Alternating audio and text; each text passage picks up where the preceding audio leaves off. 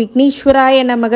குலதெய்வமான பொன்முத்து கற்பனசுவாமி அங்காள பரமேஸ்வரி பாப்பாத்தியம்மன் துணையுடன் இந்த 2025ஆம் ஆண்டு உங்களுக்கு நல்ல வருடமாக நல்ல வளமும் நலமும் பெற வாழ்த்துக்கள். வணக்கம். நம்ம ஸ்ரீவாரி ஆஸ்ட்ரோ, நான் உங்கள் அஸ்ட்ரோ சஃப்னா பேசுகிறேன். இந்த ஆண்டில் சனி, குரு, ராகு, கேது பயிற்சிகள் உண்டு. பல நல்ல விதமான மாற்றங்கள், ஏற்றங்கள் அப்படிங்கிறது நிதர்சனமான விஷயங்களில் நடக்கக்கூடிய காலகட்டம். கூடவே எந்த இடத்துல கவனமாக இருக்கணும், எச்சரிக்கையாக இருக்கணும் அப்படிங்கிற தெரிந்து கொள்ள வேண்டிய மிக முக்கியமான எளிமையான துல்லியமான பலன்கள். அனைவருக்கும் ஆங்கில புத்தாண்டு நல்வாழ்த்துக்கள். மேஷ ராசிக்கு இந்த புத்தாண்டு எப்படிப்பட்ட விஷயங்கள் பண்ண போது கோச்சார ரீதியாக முதல்ல சொல்ல போகிறேன். அதன் பிறகு திசாபூத்தி வாரியாக என்னென்ன பலன்கள் இருக்கும், அதற்கான வழிபாடுகள், பரிகாரங்கள் என்ன அப்படிங்கிறத பற்றின முழு காணொளி ஸ்கிப் பண்ணாமல் பாருங்கள். சப்ஸ்கிரைப் பண்ணாமல் இருந்தீங்கன்னா சப்ஸ்கிரைப் பண்ணிக்கோங்க. இந்த மேஷராசிக்காரங்களுக்கு சனி பெயர்ச்சி, குரு பெயர்ச்சி, ராகு கேது பெயர்ச்சி, இந்த 4 பெயர்ச்சிகளும் கண்டிப்பாக இதன் அடிப்படையில் தான் அந்த ஆண்டு இருக்கும் அப்படிங்கிற விஷயம் கண்டிப்பாக தெரியும். முதல்ல குரு பெயர்ச்சியிலேருந்தே ஆரம்பிப்போம். குரு பெயர்ச்சி மே 14 வரைக்கும் 2ஆம் இடத்துல குரு, தன குடும்ப வாக்குஸ்தானத்தில் இருக்கக்கூடிய குரு பெயர்ச்சி. அதுக்கப்புறம் என்ன பெயர்ச்சி, மே 14க்கு பிறகு 3ஆம் இடத்து மறைவு குருவாக வருகிறார். அதன் பிறகு சனி மார்ச் 29ஆம் தேதி 11ஆம் இடத்துல இருக்கின்ற சனி மார்ச் 29க்கு பிறகு விரய சனியாக தன்னுடைய 7.5 நாட்டு சனியாக ஆரம்பிக்கின்றார். விரய சனியாக மே 18 வரைக்கும் ராகு மீனத்திலையும் கேது கண்ணிலையும் இருக்கும். அதுக்கப்புறம் மே 18க்கு பிறகு மீனத்துலேருந்து கும்பத்துக்கு ராகு போகும், கேது கண்ணிலேருந்து சிம்மத்துக்கு போதும். ரிவர்ஸ் ரெட்ரோகிரேட் பிளானட் இல்லையா, இது பின்னோக்கி செல்லக்கூடிய ஒரு கிரகம். 12ஆம் இடத்துல இருந்து ராகு விரய ராகுவாக 6ஆம் இடத்துல இருந்த கேது அடுத்த மே 18க்கு பிறகு லாப ராகுவாகவும் 11ஆம் இடத்து ராகுவும் பஞ்சம கேதுவாகவும் 5ஆம் இடத்து கேதுவாகவும் பிரகாசிக்க போகிறார்கள். இதன் அடிப்படையில் எப்படிப்பட்ட விஷயங்கள் உங்கள் வாழ்க்கையில் நடக்க போகுது, குருவிலேருந்தே ஸ்டார்ட் பண்ணுவோம். குருவே வாழ்க, அந்த மாதிரி குருவிலேருந்தே ஆரம்பிப்போம்.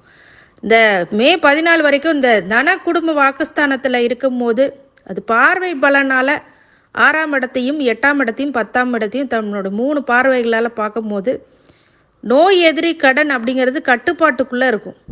நோயோ எதிரியோ கடனோ உங்களை அண்டாத அளவுக்கு அந்த குரு பெயர்ச்சி உங்களுக்கு கண்டிப்பாக கொடுக்கும். அடுத்தது 8ஆம் இடத்தை பார்க்கும்போது கொடுக்கல் வாங்கலில் சிக்கல்கள் இருந்து நிறைய பொருளாதார விரயங்களை கொடுத்தாலும், கொடுக்கல் வாங்கல வாக்குவாதங்கள் இருந்தாலும் இந்த காலகட்டத்தில் அந்த அதிர்ஷ்டங்களை கொடுத்து கொண்டே இருக்கும். குரு பார்க்க கோடி நன்மை, அந்த இடத்துல நன்மை அப்படிங்கிறது இருக்கும். இவ்வளோ நாள் பிரச்சனைகள் இருந்தக்கூடிய மாங்கல்ய விஷயத்தில் இந்த மாங்கல்ய தோஷ நிவர்த்தியாக அந்த இடத்துல இருக்கும். கெடுபலன்கள் இல்லாமல் இருக்கும். அவமானங்கள் படக்கூடிய சூழ்நிலையிலும் மறைந்திருந்து உங்களை காப்பாற்றுவார் குரு. அதே மாதிரி 8ஆம் இடத்தை பார்க்குறாரு அப்படிங்கிறது அசிங்க அவமானம்லாம் இல்லாமல் கொஞ்சம் அப்படியே கொண்டு போவார். அதிகமாக இருந்தாலும் பெரிய அடி இருக்காது. 2ஆம் இடத்துலேருந்து 10ஆம் இடத்தை பார்க்குறார் 9ஆம் பார்வையாக. அப்போ தொழிலில் ஒரு நல்ல விஷயங்கள் நடக்கும். இந்த காலகட்டத்தில் தொழிலில் நல்ல லாபங்கள் சம்பாதிக்கக்கூடிய புது தொழில், புது பட்டம், புது பதவி, புது உத்தியோகம் அப்படிங்கிறது இந்த காலகட்டத்தில் உண்டாயிருக்கும். மே 14 வரைக்கும். மே 14க்கு பிறகு 3ஆம் இடத்து மறைவு குரு வருதே அப்படின்னு பயப்பட தேவையில்லை. ஏன்னு கேட்டிங்க அப்படின்னா 3ஆம் இடத்து மறைவு குரு தன்னுடைய 3 பார்வைகள்னால என்ன நல்ல பலன் கொடுக்க போகிறார். திருமணம் ஆகாதவங்களுக்கு திருமணம் ஆகும். 7ஆம் இடத்தை பார்க்குறார். உங்கள் பிஸ்னஸ் பார்ட்னர்னால ப்ராஃபிட் கண்டிப்பாக கொடுப்பார். பொருளாதார சிக்கல் 3ஆம் இடத்து குரு பண்ணும், இருந்தாலும் ப்ராஃபிட் பார்ட்னர்ஷிப்னால ப்ராஃபிட் வரும். அதே மாதிரி 9ஆம் பார்வை பார்க்குற பூர்வீகத்தில் இதுவரைக்கும் தலை காட்டாதவங்க எல்லாமே பூர்வ புண்ணிய அடிப்படையில் பாவத்தை புண்ணியத்தை ஏற்ப இப்போ பலன்கள், தெய்வ பக்தி, தெய்வ சித்தாந்தம் அப்படிங்கிறதெல்லாம் அதிகரிக்கக்கூடிய காலகட்டம். அடுத்தது 11ஆம் இடத்தையும் பார்வையிடுகிறார். அப்படிங்கும் போது ப்ராஃபிட், எதில் பார்த்தாலும் ப்ராஃபிட் வரும். இந்த மாதிரி விஷயங்கள் எல்லாமே லாப குருவாக கண்டிப்பாக இருப்பார். உங்களுடைய இவ்வளோ நாள் கடின உழைப்புக்கு ஒரு உத்தியோகத்தில் ஒரு 10,000 வாங்கிட்டு இருக்கவங்க 5,000 வாங்குவீங்க. ரூபாய் வாங்குறவங்க 2,00,000 கன்வெர்ட் ஆவீங்க. இந்த மாதிரி விஷயங்கள்லாம் இப்போ நல்லது நடக்கும். அதே மாதிரி சனி பெயர்ச்சி என்ன பண்ணுவார், மார்ச் 29 வரைக்கும் 11ஆம் இடத்துலேருந்து லாபத்தை கொடுத்தாரா அப்படின்னு கேட்குறீங்க.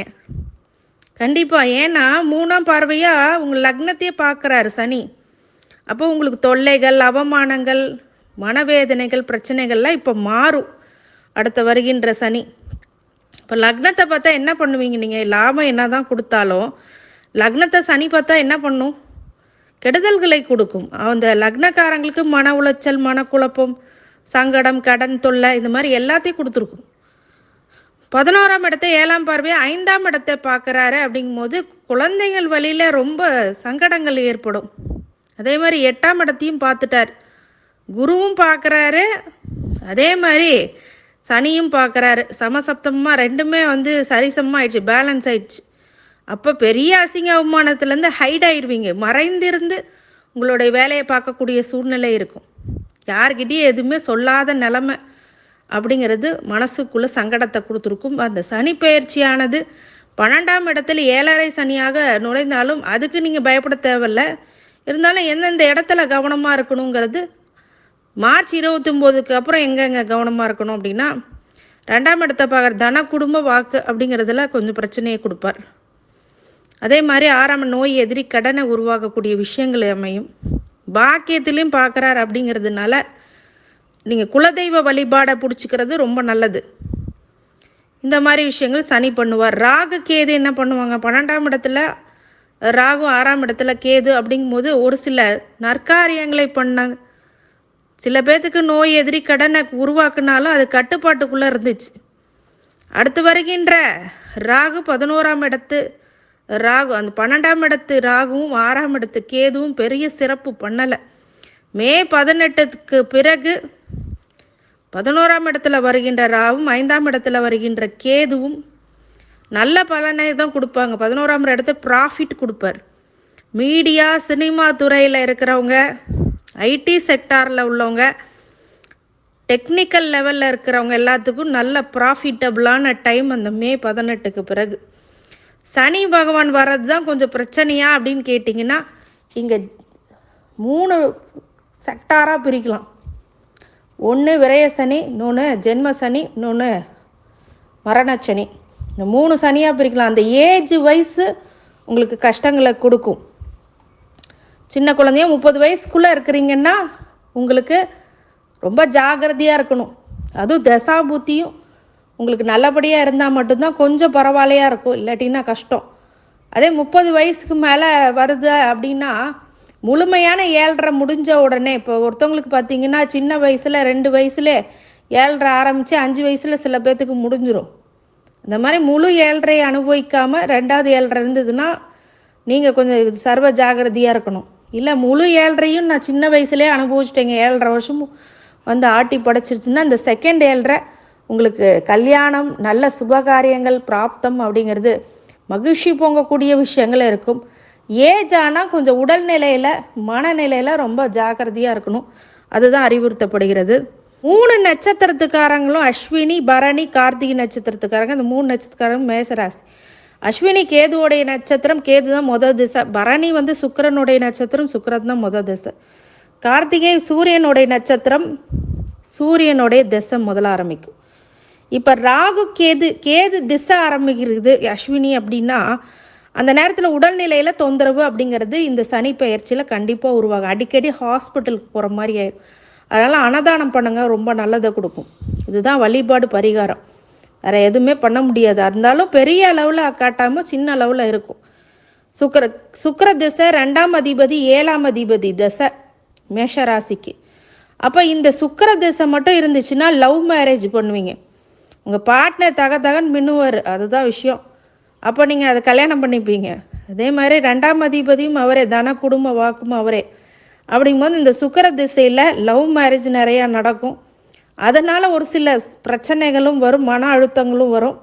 இதனால் ஒரு சில பிரச்சனைகள் வீட்டில் கண்டிப்பாக உருவாகும். ஆனால் உங்களுக்கு எண்ட் ஆஃப் த டே வந்து கல்யாணம் பண்ணி வச்சுருவாங்க. அதுதான் சுக்கிர திசையில் நடக்கும். இது சூரிய திசை நடக்குது அப்படின்னா 5ஆம் அதிபதி திசை. இந்த சூரிய திசை, சுக்கிர திசை, சந்திர திசையெல்லாம் சனி 7.5 சனி வரும்போது வரக்கூடாத திசை. ஆனால் 5ஆம் அதிபதி திசைனால குழந்தைகள் பிராப்தம் அப்படிங்கிறதெல்லாம் அமையும். குழந்தைங்களாம் நீங்கள் இருந்தீங்கன்னா நல்லா படிப்பீங்க, நல்ல விஷயங்களுக்கு. ஆனால் கொஞ்சம் மந்த நிலையும் உருவாகும். அதனால் நம்ம 200% உங்கள் உழைப்பை போடணும் இந்த நேரத்தில். அதே மாதிரி உங்கள் பார்ட்னர்கிட்ட ரொம்ப கவனமாக இருக்கணும். சூரிய திசை, சந்திர திசை, சுக்கிர திசையில் உங்கள் பார்ட்னர்ஷிப்புக்கிட்ட ரொம்ப ரொம்ப கவனமாக இருக்கக்கூடிய காலகட்டம். சந்திர திசை 4ஆம் அதிபதி திசை. 4ஆம் அதிபதி திசைன்னா பொண்ணு, பொருள், இடம், பொருள், வண்டி, வாகனம் எல்லாம் நியூவாக வாங்குவீங்க. ஆனால் சனி என்ன பண்ணுவார், உங்களை ஃபாஸ்ட்டு மட்டும் க்ரியேட் பண்ணிட்டீங்கன்னா அவர் வந்து கொஞ்சம் பிரச்சனையை கொடுப்பார். சந்திர திசையில் உங்களுக்கு எல்லாமே அமையும், வீடு வாசல் எல்லாமே அமையும். இந்த மாதிரி அதிபதி தசை, செவ்வாய் தசை, சந்திர தசை. இது அஸ்வினி, பரணி, கிருத்திகைக்கு சந்திர தசை வரும். ஒவ்வொருத்தருக்கும் ஒவ்வொரு தசை ஸ்டார்ட் ஆகும். இந்த 4ஆம் அதிபதி தசை உங்கள் தாயாருக்கு நல்ல உடல்நிலை அப்படிங்கிறது கொஞ்சம் பார்த்துக்கணும். தாயாரோடைய விஷயங்களில் நீங்கள் மெனக்கெட்டு செய்வீங்க. அதே மாதிரி உங்களுடைய வளர்ச்சி அப்படிங்கிறது அசுர வளர்ச்சியாக கண்டிப்பாக இருக்கும். அடுத்தது செவ்வாய் தசை. மேஷ ராசிக்கு ராசியாதிபதி தசையும் அவர், 8ஆம் அஷ்டமாதிபதி தசையும் அவரே தான். இந்த நேரத்தில் ரொம்ப கவனமாக இருக்கணும். உடல்நிலையில் ப்ராப்பராக இருக்கணும், ப்ராப்பராக சாப்பிட்ணும், ப்ராப்பராக தூங்கணும். இந்த ஃபவுண்டேஷன் ஃபஸ்ட்டு பண்ணணும். அதே மாதிரி நோயை கொடுக்கக்கூடிய சில உணவு முறைகளை தவிர்த்து காரம், உப்பு இதெல்லாம் கம்மி பண்ணிக்கிங்க. இந்த மாதிரி விஷயங்கள்லாம் நல்லது பண்ணும். இந்த செவ்வாய் திசையில் கொஞ்சம் ஜாக்கிரதையாக இருக்குது. ரத்த சம்மந்தப்பட்ட உறவுகள்னாலும், இளைய சகோதரர், மூத்த சகோதரர் வழியில் ஒரு சில பிரச்சனைகள் ஏற்படக்கூடியதாக இருக்கும். இந்த செவ்வாய் திசையில் யாரை நம்பி பணத்தை கொடுக்க வேண்டாம், ப்ராப்பர்ட்டியை கொடுக்க வேண்டாம், இதெல்லாம் பிரச்சனையே முடிஞ்சிடும். அடுத்தது ராகு திசை நடக்குது அப்படின்னா உங்கள் ஜனன கால ஜாதகத்தை முழுசாக ஆய்வு பண்ணும்போது தான் என்ன ஆதிபத்தியம் வாங்கியிருக்கு, என்ன காரகத்துவம் நடக்குது. பொதுவாகவே சர்பகிரக திசை பெரிய நன்மைகளை பண்ணாது. இருந்தாலும் இந்த ராகு திசை, கேது திசை வந்துச்சுன்னா அந்த ராகு கேதோடைய பெயர்ச்சி இருக்கு இல்லையா, மே 18க்கு முன்னாடி பார்த்திங்கன்னா விரயத்தையும் நோய் எதிரி கடனையும் உருவாக்கி கொடுப்பார். ஆனால் மறைவில் இருக்கிறது நன்மையும் கொடுக்கும். ஒரு கடனை வாங்கினா தான் ஒரு வீடு வாங்க முடியுன்ற நிலைமையெல்லாம் இருக்குது. அதெல்லாம் இன்றைக்கி சரியாகும். இந்த மாதிரி விஷயங்கள்லாம் ராகு கேது பண்ணும். அடுத்த மே 18க்கு பிறகு லாப ராகுவாகவும் 5ஆம் இடத்து கேதுவாக வரும்போது இந்த ராகு திசை முழுக்க லாபத்தை கொடுக்கும். ராகு ரொம்ப அதிரடியான ஆப்பர்ச்சுனிட்டிஸ் எல்லாம் உங்கள் லைஃப்பில் தேடி வரும். அதே உங்கள் ஜாதகத்துலேயும் அந்த ராகு நல்ல இடத்துல இருந்தான்னா இன்னும் 200% கொடுக்கும். இல்லை ராகு நல்ல சரியான நிலையில் உங்கள் ஜாதகத்தில் இல்லை அப்படின்னா, அவயோக திசையாகிடுச்சுன்னா இந்த லாபத்தை மட்டும் கொஞ்சம் சின்னது பண்ணும், 50% கொடுக்கும். ஆனால் கொடுக்காமல் இருக்காது. அடுத்தது குரு திசை.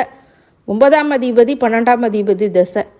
இந்த 9ஆம் அதிபதி 12ஆம் அதிபதி திசை குரு திசை வந்துச்சுன்னா குருக்கு என்ன பலனோ 2ஆம் இடத்துல இருக்கிற வரைக்கும் மே 14 வரைக்கும் உங்களுக்கு பாக்கியத்தையும் கொடுப்பார், சில விரயத்தையும் கொடுப்பார், ஒரு கல்யாணத்தை பண்ணி வச்சுருவார், எல்லாம் பண்ணுவார். ஆனால் அங்கே நோய் எதிரி கடனையும் உருவாக்கிடுவார், பிரச்சனைகளை கொடுப்பார்.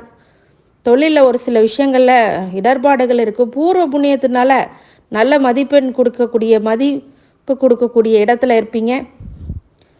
12ஆம் அதிபதிங்கிறதுனால இந்த மே 14க்கு பிறகு திருமணம் நடந்துடும், நல்ல லாபங்களை கொடுக்கும். நிறைய விஷயங்கள் விரயம் பண்ணாலும் அது சுப விரயமாக மாற்றிக்கொள்ளக்கூடிய விஷயங்களும் அமையும். அடுத்தது சனி திசை. இதில் தான் ரொம்ப ரொம்ப கவனமாக இருக்கணும். ஆனால் 10ஆம் அதிபதி 11ஆம் அதிபதி திசை. தொழிலுக்கும் அவரே, லாபத்துக்கும் அவரே. மேஷராசிக்கு பொதுவாக 3 நட்சத்திரத்துக்காரங்களுக்கும் இந்த திசை வந்துச்சு அப்படின்னா நிறைய ப்ராஃபிட்டை கொடுக்கும். அதே அளவுக்கு சங்கடையும் மன உளைச்சலையும் மனவேதனையும் கொடுக்கும்.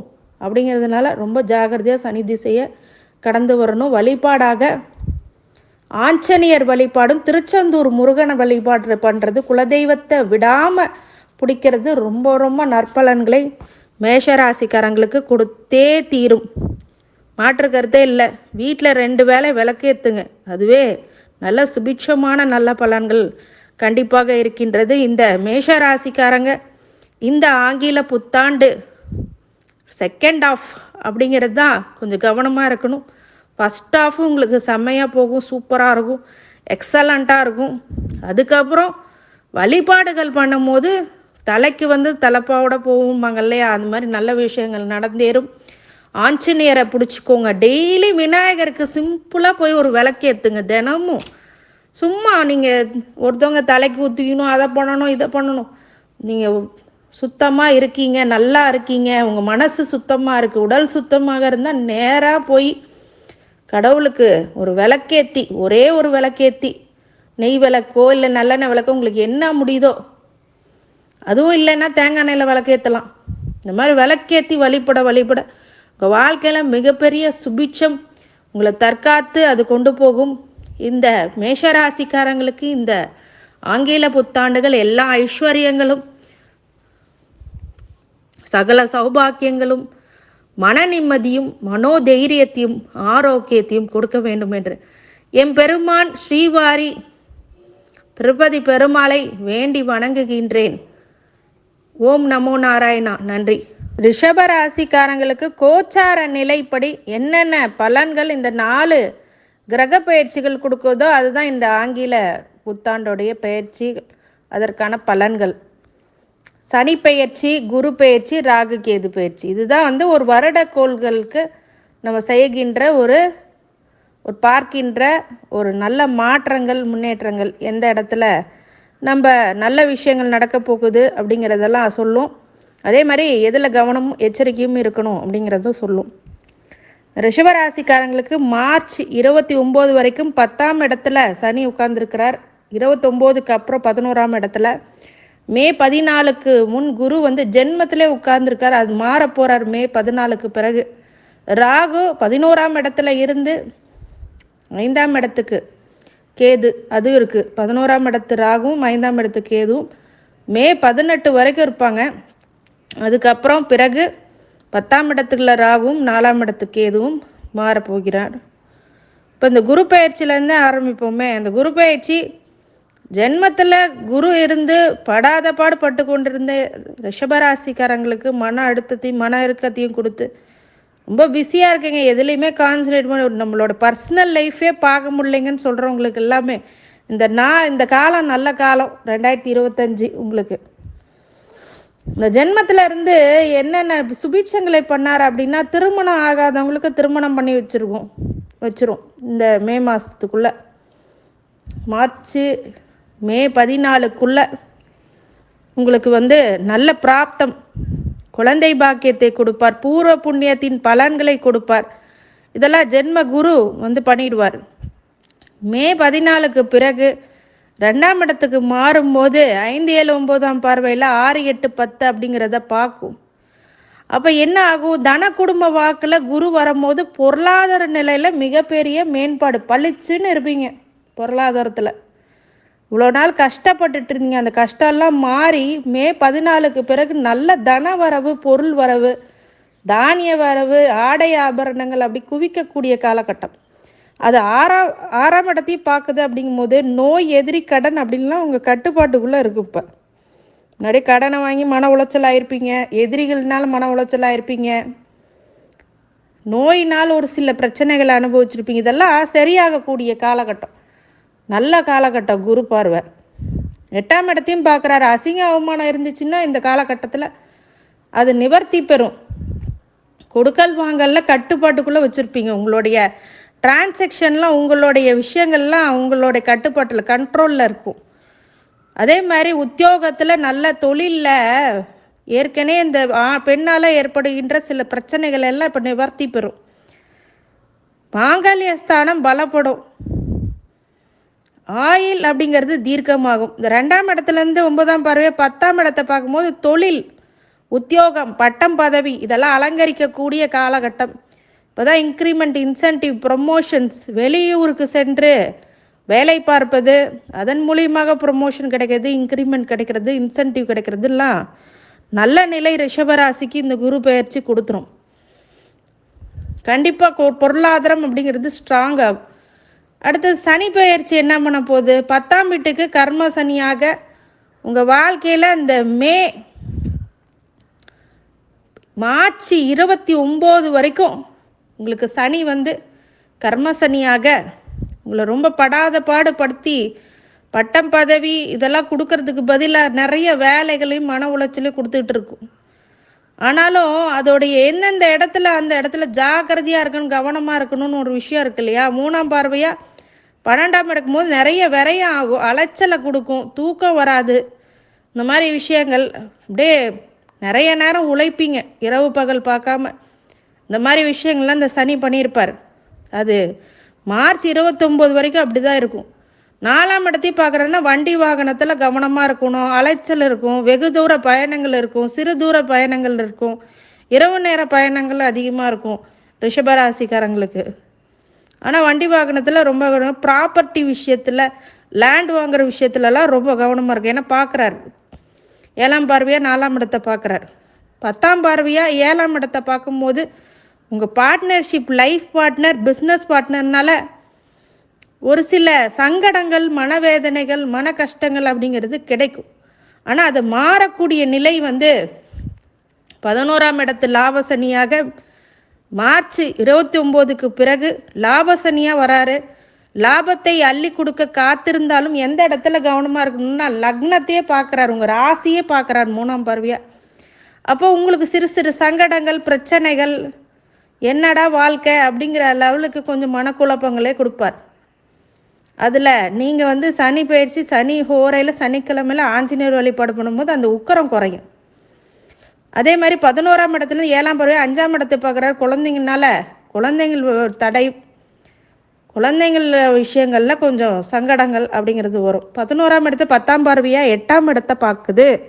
அப்படிங்கிற அடிப்படையில் பார்த்தீங்க அப்படின்னா என்ன மாற்றங்கள் வரும்? மாங்கல்ய ஸ்தானம் பலப்படும். திருமணம் ஆகாதவங்களுக்கு கணவன் மனைவி கூட அந்யோன்யம் இருக்கும். அதே மாதிரி மற்றவங்கள கெடுதலான பேர்லாம் மாறி அவமானங்கள்லாம் இல்லை, நல்ல பெருமை அடையக்கூடிய காலகட்டமாக இருக்கக்கூடிய விஷயங்கள் கொஞ்சம் பாதிப்படையக்கூடும். ஆண்களாக இருந்தால் பெண்ணுக்கிட்டேயோ, பெண்களாக இருக்கும்போது ஆணுக்கிட்டேயோ ரொம்ப கவனமாக இருக்கக்கூடிய காலகட்டம் இந்த காலகட்டம். கணவன் மனைவிக்கூடயே ஒரு உரசலை பண்ணிட்டு போயிடும் அடுத்தவங்களோட விஷயத்தினால. அதை கொஞ்சம் கவனமாக பார்த்துக்கோங்க.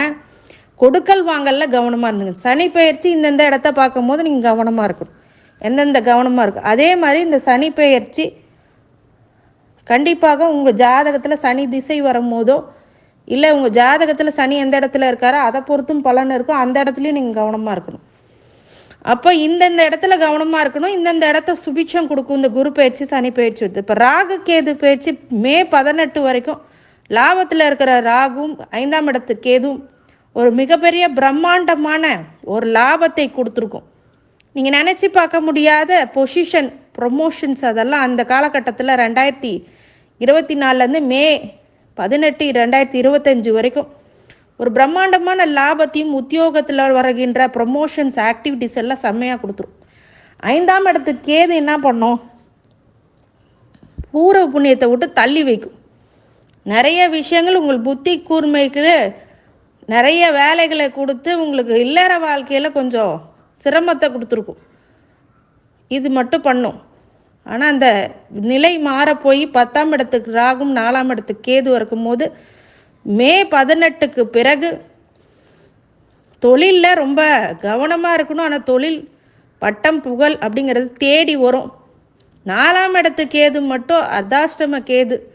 இந்த கேது வரும்போது என்ன பண்ணணும்? வண்டி வாகனத்தில், தாயார் உடல்நிலையில், ப்ராப்பர்ட்டி விஷயத்தில், லேண்டு விஷயத்தில் ரொம்ப கவனமாக இருக்கணும். லோன் செக்டார்ஸ்க்கெல்லாம் போனீங்க அப்படின்னா பண்ணிக்கலாம், அந்த விஷயம் பண்ணலாம். ஆனால் அதிகமான லோன் வாங்கக்கூடாது. ஏன்னா அடுத்தது வருகின்ற 2.5 வருஷம் கழித்து 7.5 சனி ஆரம்பிக்கும். அதனால் இப்போத்துலேருந்தே ராகு கேது விஷயங்களில் கேது வந்து 4ஆம் இடத்துல இருக்கும்போது கொஞ்சம் ப்ராப்பர்ட்டி விஷயத்தில் ரொம்ப கவனமாக இருங்க, எச்சரிக்கையாக இருங்க. அதுவே நல்ல பலன்களை உங்களுக்கு கண்டிப்பாக கொடுத்தே தீரும். அதுதான் கோச்சார பலன்கள் பார்த்தாலும் நம்மளுடைய தசா புத்தி அதுதான் பேசும். கார்த்திகை நட்சத்திரத்துக்காரங்களுக்கு சூரிய திசை, ரோகிணி நட்சத்திரத்துக்காரங்களுக்கு சந்திர திசை, மிருகசீரிஷ நட்சத்திரத்துக்காரங்களுக்கு செவ்வாய் திசை ஆரம்ப திசை. இது எல்லாமே ஆரம்ப திசை. சூரிய திசை ஒருத்தவங்களுக்கு நடக்குது, சின்ன குழந்தையாக இருக்கும் போது சூரிய திசை கார்த்திகை நட்சத்திரத்துக்காரங்களுக்கு நடக்குதுன்னா 4ஆம் அதிபதி திசை. வண்டி வாகனம், புது வீடு, புது இடம், தாயாருக்கு நல்ல ஒரு நிலை, உங்களுடைய கணவன் மனைவிக்குள்ளே கொஞ்சம் அன்னோன்யமாக இருப்பாங்க. ரிஷபராசிக்காரங்க குழந்தையாக இருந்தாங்க அப்படின்னா அவங்க அம்மா அப்பாவுக்கு நல்லது கொடுப்பாங்க. சந்திர திசை 3ஆம் அதிபதி திசை. இந்த 3ஆம் அதிபதி திசை வந்துச்சு அப்படின்னா கண்டிப்பாக மறைவு சந்திரன் பெரிய லாபத்தை எல்லாம் ஒன்றும் கொடுக்காது. ஆனாலும் இந்த சந்திர திசை சூரிய திசையெல்லாம் இப்போது பலனை கொடுத்தாலும் 3ஆம் அதிபதி மறைவு சந்திரன் அப்படிங்கிறது பெருசாக ஒரு நன்மைகளை பண்ணாது. உங்கள் தாயாரோட உடல்நிலை சிறு சிறு சங்கடங்கள் வரும், அவங்களுக்கு சில பிரச்சனைகள் வரும், அது மாதிரி விஷயங்கள் நடக்கும். அதில் கொஞ்சம் ஜாக்கிரதையாக இருங்க. செவ்வாய் திசையாக நடக்குது. 7ஆம் அதிபதி 12ஆம் அதிபதி திசை. இந்த செவ்வாய் திசையில் நிறைய பேர்த்துக்கு நல்லது, ப்ராப்பர்ட்டி லேண்டு வாங்கக்கூடிய யோகம் அப்படிங்கிறது, சகோதர வல்ல மாற்றங்கள். 7ஆம் அதிபதி 12ஆம் அதிபதிங்கிறதுனால சில பேருக்கு அந்த காலகட்டங்களில் திருமண வயது எட்டியவர்கள் திருமணம் செய்யக்கூடிய வாய்ப்பும் அமையும், விரயத்தையும் கொடுக்கும். நிறைய விரையாதிபதினா சுப செலவுகளை மாற்றிக்கிறது புத்திசாலித்தனம். ராகு திசை.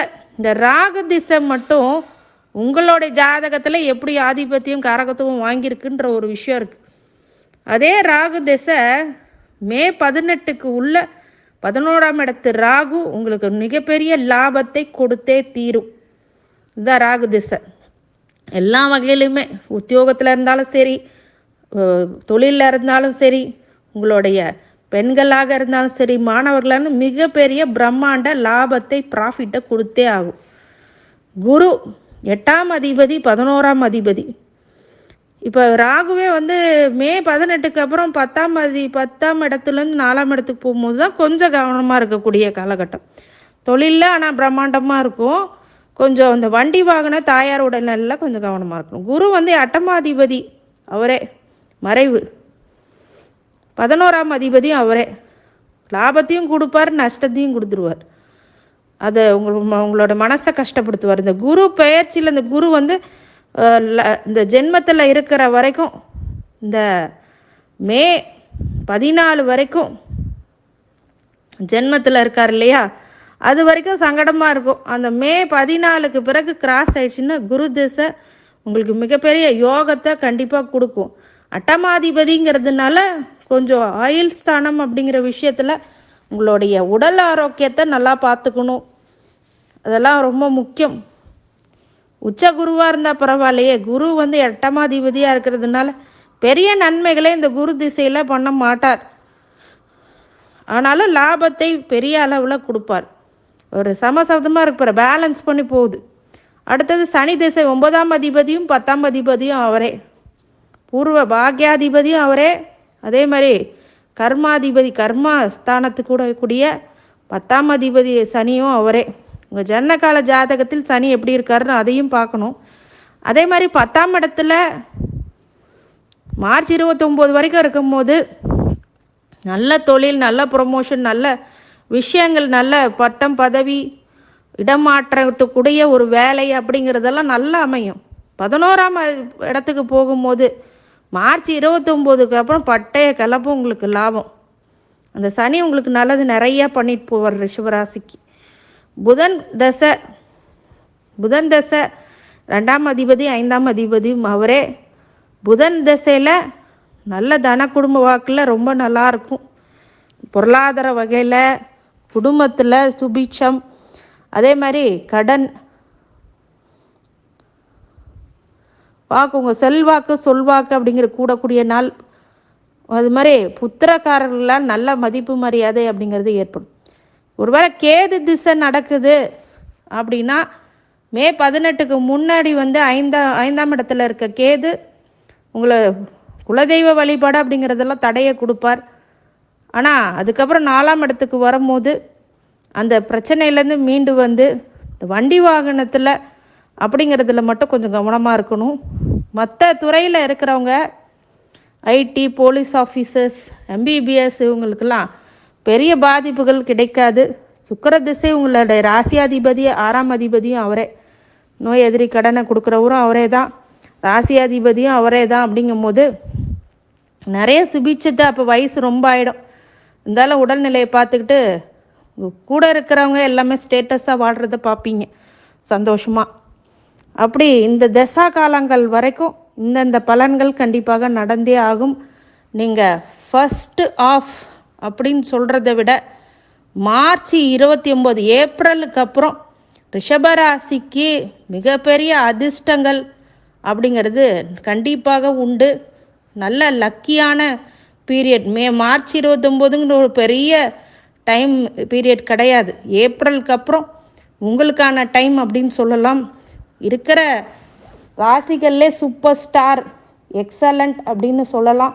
இது வரைக்கும் பட்ட கஷ்டம் எல்லாம் ஏப்ரலுக்கு மேலே நல்லா மாறக்கூடிய நிலை எல்லாத்துக்கும் உருவாகும். இந்த ரிஷபராசிக்காரங்களுக்கு இந்த ஆங்கில புத்தாண்டு நல்ல ஐஸ்வர்யங்களும் சகல சௌபாக்கியங்களும் மன நிம்மதியும் மனோதைரியத்தையும் ஆரோக்கியத்தையும் கொடுக்க வேண்டும் என்று ஸ்ரீவாரி திருப்பதி பெருமாளை வணங்குகின்றேன்.